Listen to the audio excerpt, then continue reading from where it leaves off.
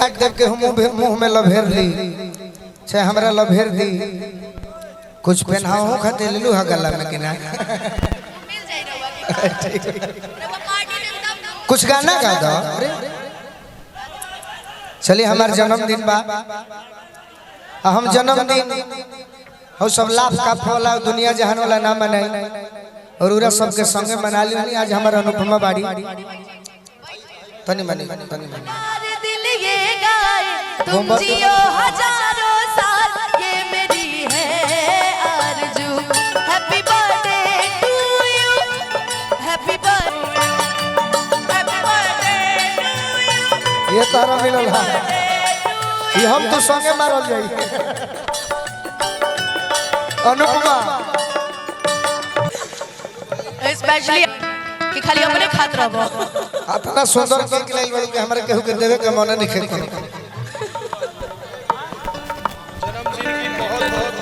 धन्यवाद सानू भैया संतोष भैया। अरे जजरे से लभ कइलू हम अपना जन्मदिन पर अनुपमा खाती एगो उपहार मांगो प्यार खाती एक एगो गाना बा गाना नहीं के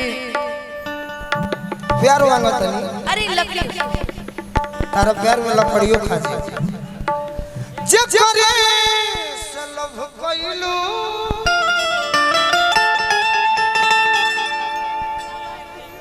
ओकरे से परेशानी बा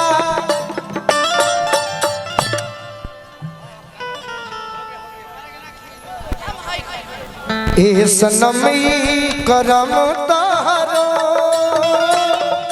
लागे खानदानी बा ए सनम करम तारो लागे खानदानी नवीन भैया जकरे से लभ कइलू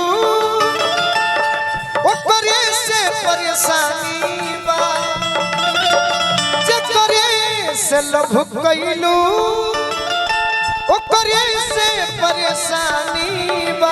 ए शत्रु हमर के कवल के कहां भगल स के कवा है के काय के कीजिए भाई गोलू भाई को अनुपमा जीवन में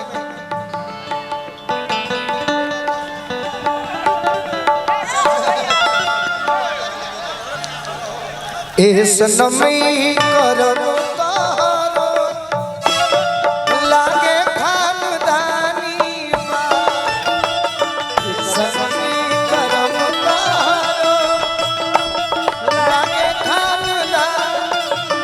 करम भैया इस सब गीत के छोड़ के एगो सोहर गा दो। नहीं जब आप गाई दिए तो अब एक लाइन सुन भी लीजिए कि जकरे से लभ कइनी ओह के परेशानी बा एक बड़ा सोहर कि जकरे से लभ कइनी ओ के परेशानी बा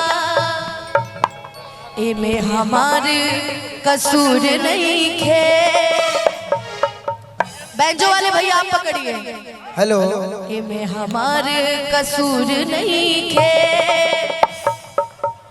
ओकर नियत में बेईमानी बा हमार कसूर नहीं खे नियत में बेईमानी अनुपमा अखिया मिला लयाव गरवा लगलो हमार बोलो अखिया मिला लयाव गरवा लगलो हमार बोलो कोरा हमके उठा लो हमार बोलो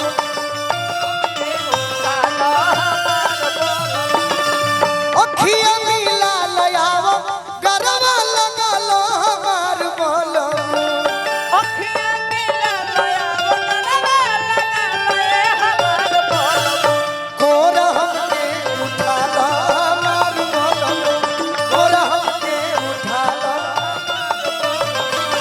सनम करम तारो लागे खानदानी बा सनम करम तारो लागे खानदानी। अनुपमा अनुपमा है आओ कहाँ जाई भैया? अनुपमा हमारा भी आओ